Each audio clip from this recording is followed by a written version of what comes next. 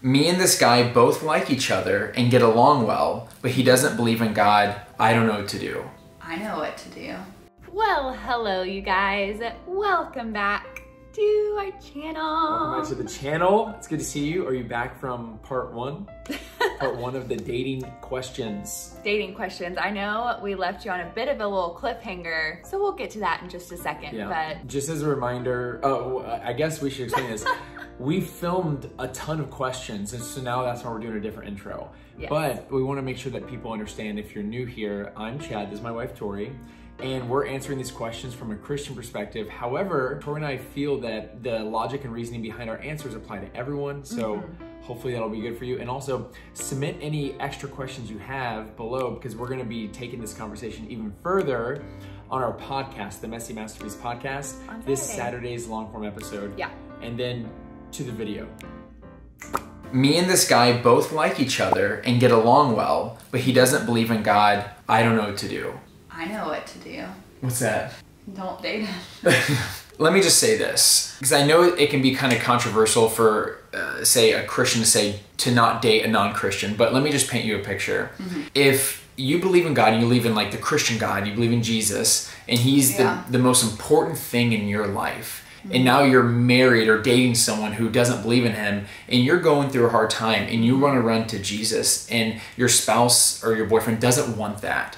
That's going to cause a really big conflict because you have different worldviews. Yeah. And that's one of the reasons why we, encourage people to date people that are Christians, is because it would be really hard for that person to grasp what it is you believe in and why you're running to this, and you would have such a big, deep spiritual disconnect with each other that would be really unhealthy for your relationship. Yeah. I mean, if they literally disbelieve in for the reason why you live your life the way you do. If they disbelieve in that, and the same, it goes vice versa. They should feel awkward too, because they're like, wow, this person believes in this and they want to run to this, but I believe in this. Yeah. And it would just create a lot of conflict, so. Yeah. It's so hard, but like what will be harder is if you're married and you really need prayer and you can't ask your spouse to pray for you or over you or with you.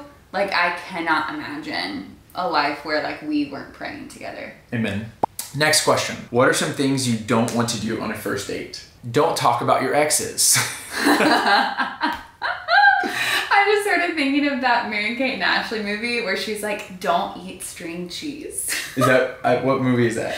Is it yeah, it's Mary-Kate and Ashley. But I just remember her being like, don't eat the string cheese on the first date. And just, I don't remember that at all. I need to find the little scene. What else to not do on the first date? Go in for the kiss. Don't go in for the kiss on the first date. What? Yeah, I think we could honestly do a whole podcast or something, a whole do's and don'ts on that, because we've made a lot of mistakes. Yeah. And so, yeah, there's a lot there. Yeah. Keep things exclusive or share on social media. I'm very opinionated on this topic. I think that you need to make decisions based on what's going to protect your relationship.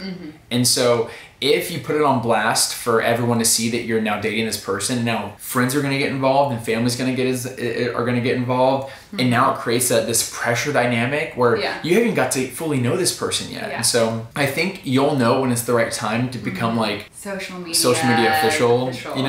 But it used to be like Facebook official bit. Yeah. Well, and also if you don't share about it on social media, on one hand, you're not letting it become an idol in your life, because you're not like, oh, look at what I'm doing now, right? I'm with somebody now.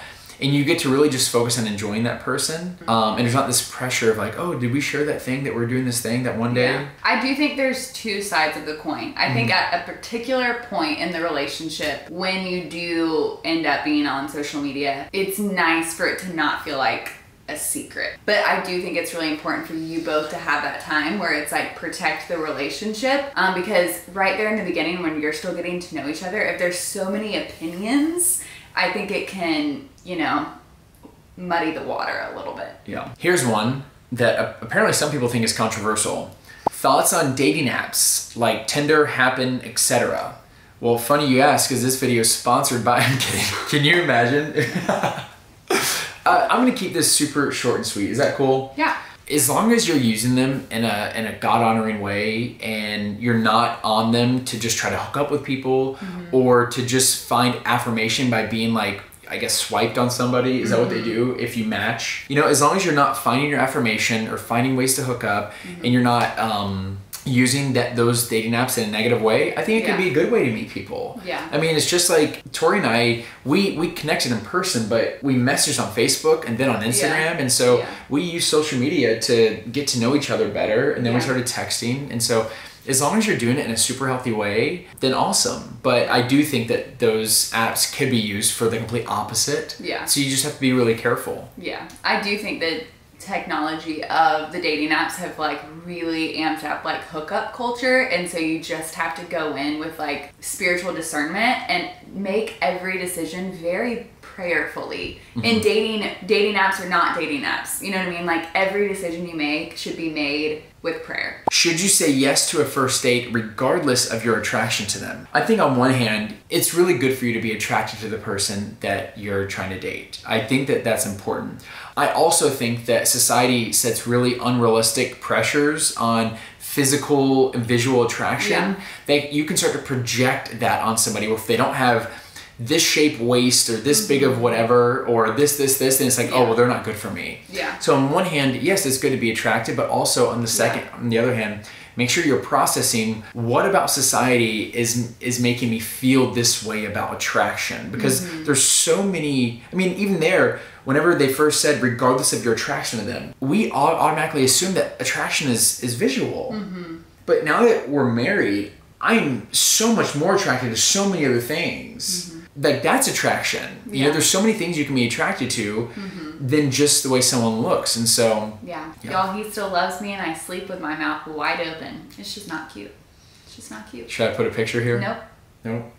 Okay. Also, y'all, just because he's a Christian doesn't mean he's a contender, because there are so many like Christian women and men out there who aren't actually walking the walk. And so when you're like deciding to date and when you're trying to get to know someone, make sure that their convictions actually align and their actions align and their words align, because I think that we can say like attraction is up here or whatever, and I think attraction is on the list, but convictions like top of the list, you know what I mean? And like they're why, because like attraction and looks, they're not going to get you through the hard times, and that's not what's going to keep you when you're older, but values and how they treat people and how they treat you, like that's what's important. It is. So this one is one that we get in so many ways, shapes, and forms, but it's how to keep your relationship with Jesus separate and not reliant on the other person. Yeah. And I thought of a really fun analogy. Do you care if I mention it real quick? So there's so much pressure. It's like, okay, now I'm dating this person. Do we do Bible studies together? Do we pray together? Is this person spiritually leading me? What's happening here? There's so much pressure. Yeah. I guess the way I see it is that imagine you are an independent adult that means you pay for your own life. And this person is an independent adult and they pay for their own life. Whenever you start dating, are you expecting this person to pay for your life now? Absolutely not. But could you both set a goal that says, hey, it'd be fun if we went to Disney together, and you both save money together and work towards a common goal and go enjoy something together?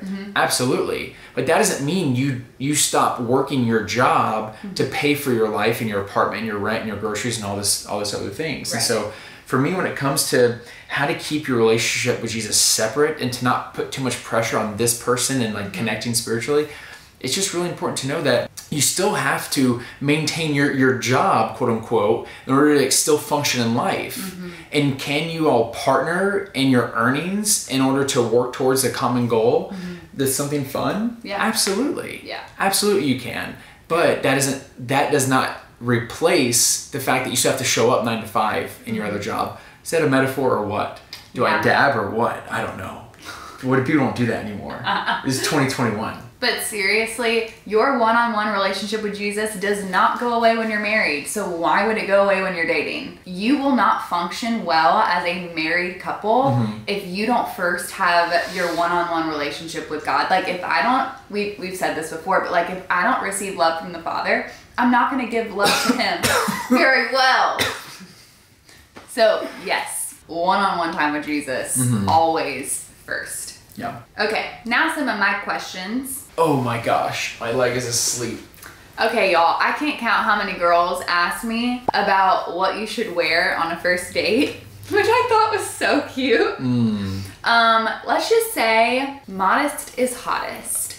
But seriously, outfit for a first date, I feel like it depends on what kind of date you're going on. Because if you're going on a date to dinner, then a nice little tank black top and dress shorts. is cute. Oh, never mind. Go ahead. But if you're going to the beach or like something else, I really depend. It like needs to be suitable for the event. Yeah. Not too revealing. Yeah. Because you ain't trying to give it all away on the first date. Yeah, I remember our pastor from LA said this thing. Remember that quote he said where it's like, if you want to really know if your man will stick around, tell him that you're waiting for marriage. Yes. And so I'm not saying that you need to wear a turtleneck, but don't feel pressure to wear extra revealing clothes to market yourself. Yeah. Because the right guy will see past those types of things. And so you can dress what you feel beautiful and comfortable in, and you don't need to put added pressure on it. They'll actually value it. You know what I mean? The right guy will value the fact that you're not showing off your whole body because, yeah.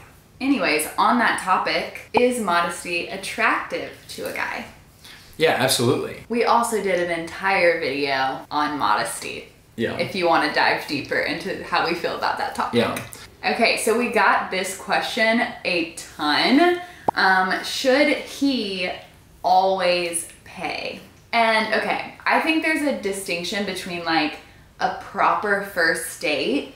I personally would probably walk in expecting him to pay for it, but I don't know if that's a proper expectation. But I think as you go into the relationship, I think it's appropriate to like split things here and there. Like I'll pick up the tab or he'll pick up the tab or whatever. Yeah. I don't think it's fair to just automatically assume as soon as you're in a relationship with that person, they're paying for your life. It also has to do with the intention of it too. Yeah. For example, if I say to Tori, hey, I would like to take you out on Saturday. Are you free? And she's like, yeah. And then I take her to the most expensive place in town. How rude of that would be of me to expect her to split it, right? So if I'm inviting her to go do something, I think that I should be the one who's paying. Yeah. And so whoever kind of initiates that, I think the payment tends to fall on unless it's communicated otherwise. Yeah. Or if you're just, clear communication. Clear communication really does help in that situation. Yeah. But like if I am inviting her on a date, like movie and a dinner, then it can be typically assumed that whoever did the inviting is going to be paying. I also think a really fun idea for a video, y'all let me know or let us know in the comments below, like fun, cheap date ideas. Because if you are balling on a budget, which a lot of us are, then it doesn't have to be a super expensive dinner and a movie because movies are so expensive nowadays. Like $20 a ticket. It's a lot of money. And so if y'all want some like cheap date ideas, we'll try to come up with a list for y'all. Yeah.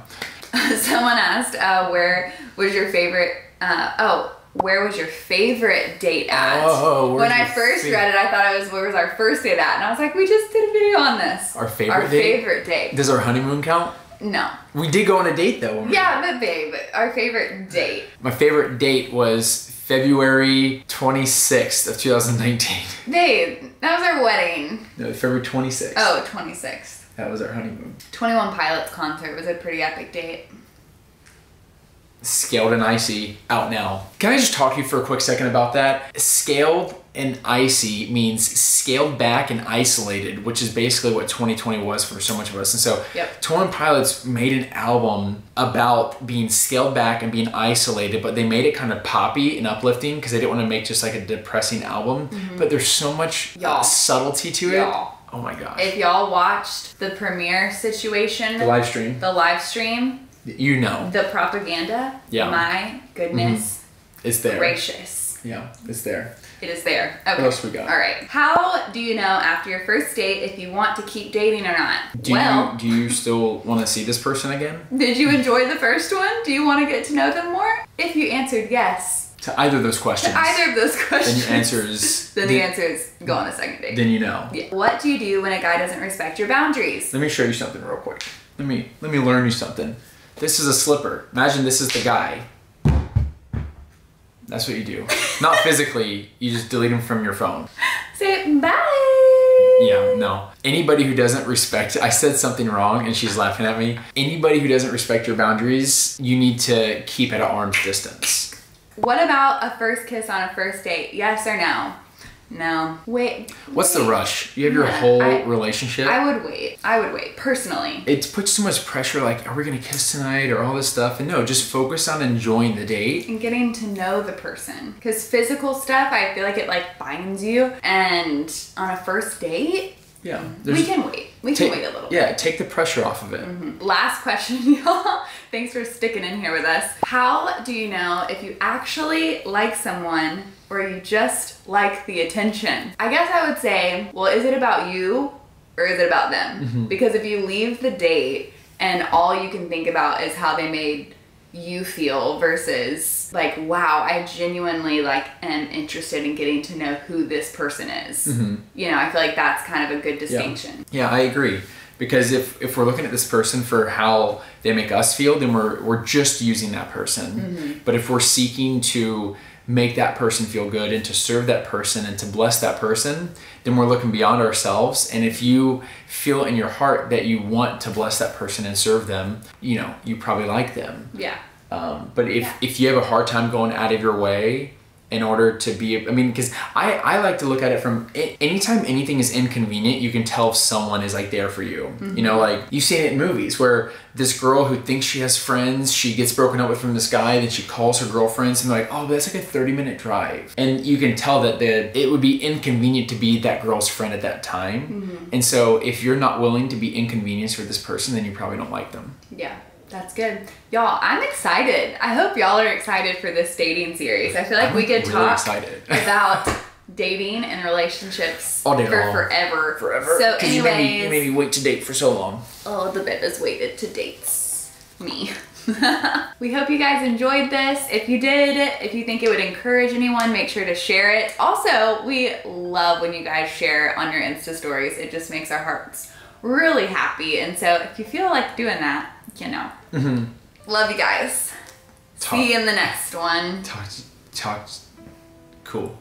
Or see you over on Insta. Okay, bye.